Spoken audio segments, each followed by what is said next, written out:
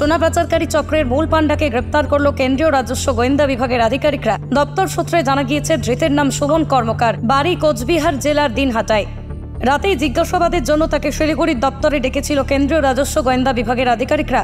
জেলায় অসঙ্গতি ধরা পড়ার পরে তাকে গ্রেপ্তার করে আধিকারিকরা। জানা গিয়েছে, গত 11 April central director of revenue intelligence এর দল শিলিগুড়িতে বিহারের একটি বড় সোনা চোরাচালানকারী চক্রকে ফাঁস করে। পাচারকারীর কাছ থেকে পাওয়া তথ্যের ভিত্তিতে ডিআরআই দল 2 রিসিভারকে গ্রেপ্তার করে। কিষানগঞ্জের বাসিন্দা দীনেশ পারেখ এবং মনোজ কুমার সিনহা নামে এবং আরও একজন বিধুভূষণ রায়, 3 জনকে গ্রেপ্তার করা হয়। তাদের জিজ্ঞাসাবাদ করার পরেই মূল পাণ্ডার খবর পেয়ে কেন্দ্রীয় রাজস্ব গোয়েন্দা বিভাগের আধিকারিকরা পরে সুমন কর্মকারকে গ্রেপ্তার করে।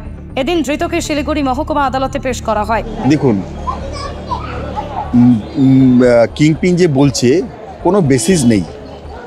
সুপ্রিম কোর্টের যে আইন আছে, ধরুন যে কেউ, এরা বলছে যে যারা আগে অ্যারেস্ট হয়েছে তারা নাকি আমার নাম নিয়েছে। যদি নাম নিয়ে থাকে তাহলে কোঅ্যাকুস্টের নাম নিল। একজন আসামি যদি আরেকজন আসামির নাম নেয়, সেটা আইনে তার কোনো মূল্য নেই, ভ্যালিড নেই, কারণ সে নিজেকে বাঁচার জন্য মিথ্যে কথা বলতে পারে। অন্য কোনো এভিডেন্স দিয়ে যদি প্রমাণ করা যায় তাহলে হবে, কিন্তু এখানে অন্য কোনো এভিডেন্স নেই। আমার কাছ থেকে কিছু রিকভারি নেই, আমার কাছ থেকে কোনো রিকভারি নেই। সেটা বড় কথা না, বড় কথা হচ্ছে আমার অ্যারেস্টটা ইলিগাল। অ্যারেস্ট আমাকে যেখানে ওরা সামন করেছে, আমি সামন কমপ্লাই করেছি। আগে সামন করেছিলাম, আমি অসুস্থ ছিলাম, আমি তাদের চিঠি লিখেছি যে আমাকে তোমরা বলো আমি কবে যাব।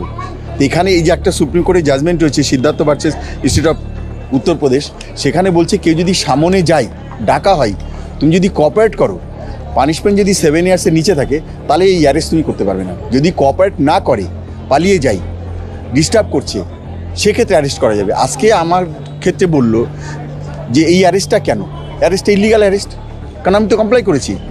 এমন তো না তারা আমাকে ধরে নিয়ে এসছে।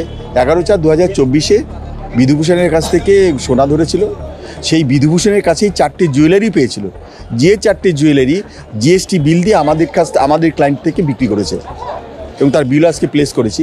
আর হচ্ছে দীনেশ পারিখ এবং মঞ্জিত বলে আরেকজনকে ধরেছিল, তাদের কাছ থেকে 81,50,000 টাকা সিজ হয়েছিল 11/4/2024।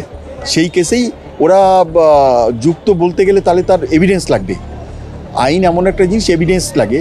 তুমি আমার কাছ থেকে এভিডেন্স, আমার কাছ থেকে রিকভারি হয়েছে বা আমার কাছ থেকে গেছে, এমন কোনো কিছু তো পাওয়া যায়নি।